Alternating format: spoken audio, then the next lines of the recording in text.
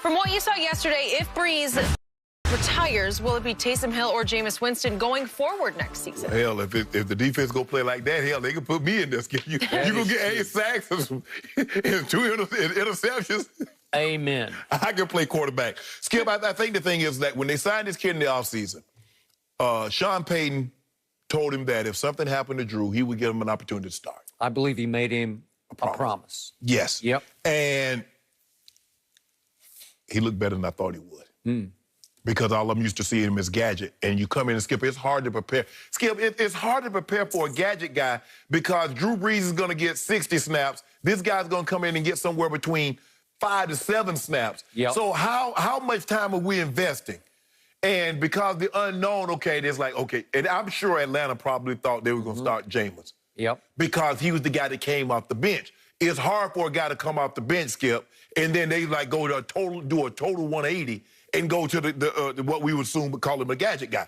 But Skip, he played well. He threw the ball 18 of 23, 233, 51 yards rushing, 2 touchdowns. But when all else fails, throw it to Mike Thomas. If you throw it to Mike Thomas, you can't go wrong. He targeted him a bunch, and how many targets did he have? Mike Thomas had 12 targets, 9 for $104. That'll work. Emmanuel Sanders had 5 targets for 66. So, Skip, I thought he did an unbelievable job. The question is moving forward. Do you believe, and it's like you said, whomever we was going to put in here, we're going to have to build a game plan that's totally structured, suited for that individual. Now, Jameis is more along the lines of Drew Brees. Drop back, throw the ball. He's a little bit more mobile than Drew. Not the accuracy, but he's more of a prototypical quarterback. This kid here, it's going to be interesting to see, Skip, because what we've seen guys like this, the league catch up with them if they don't learn how to throw the football consistently and accurately from the pocket. Okay. We see that with Baltimore. So I don't envy.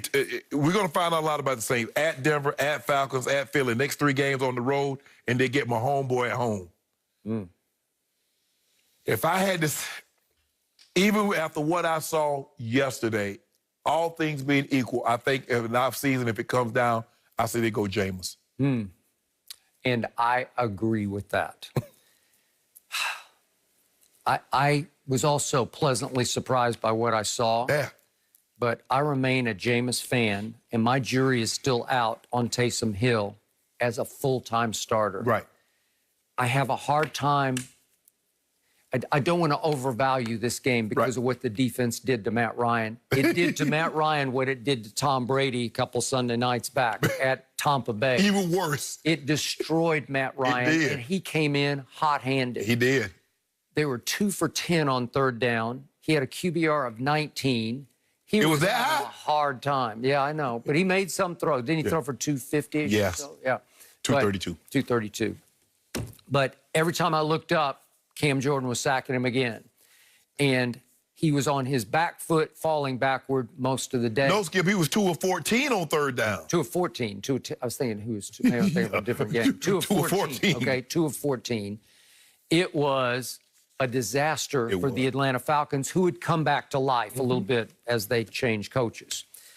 So, to me, he did throw the ball pretty well, but a couple of times he tried deep balls. I don't know if the ball was slipping out of his hand, but the one that Emmanuel Sanders caught, if we could see this is a classic punt that Emmanuel Sanders had to reverse field and come all the way back from. I don't know if it's a slip, but he had to stop and come back, and he caught it. The DB keeps running to the goal line, and Emmanuel comes back and catches it for like a 44-yard gain. I don't know if it's a quote-unquote back shoulder throw. No, that'd be the ultimate ain't no back shoulder in the middle of the field like that, Skip. I don't think so.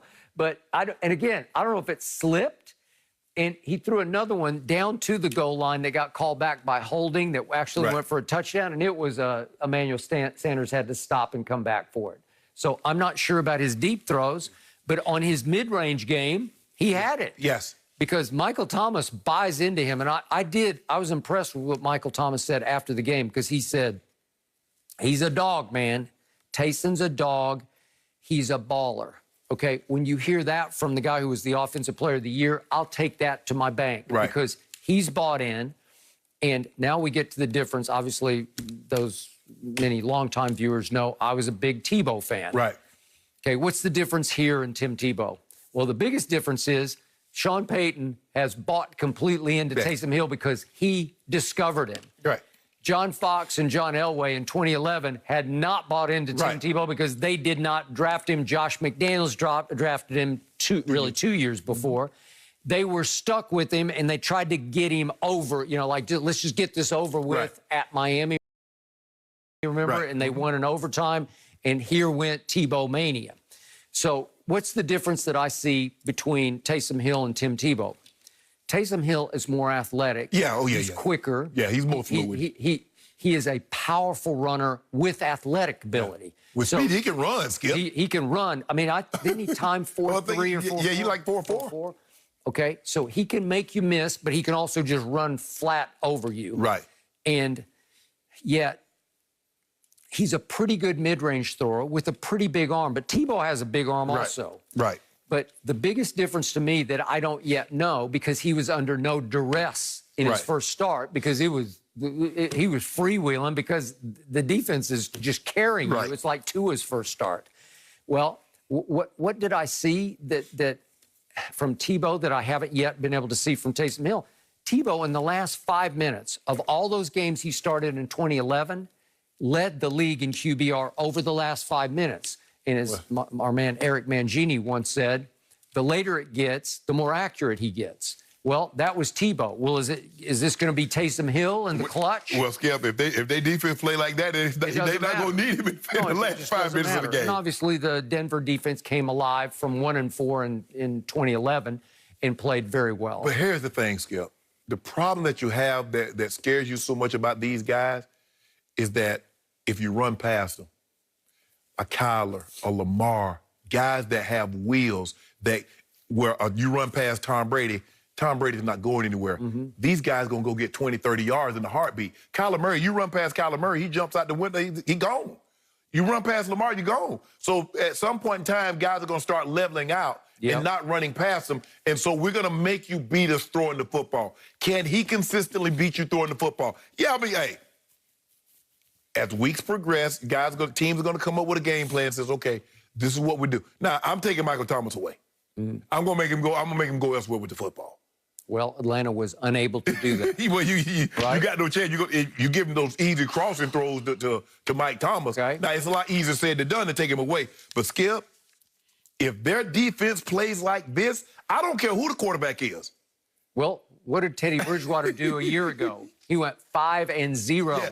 He didn't lose a game, 5-0. Because how many times did they sack Brady? I mean, they had 8 sacks yesterday, 2 interceptions. They picked Brady off twice. They picked Brady off 3 times, and they sacked him like 3 or 4 times. So they have 5 interceptions against Brady, including the 2 in the opener. Yeah, right?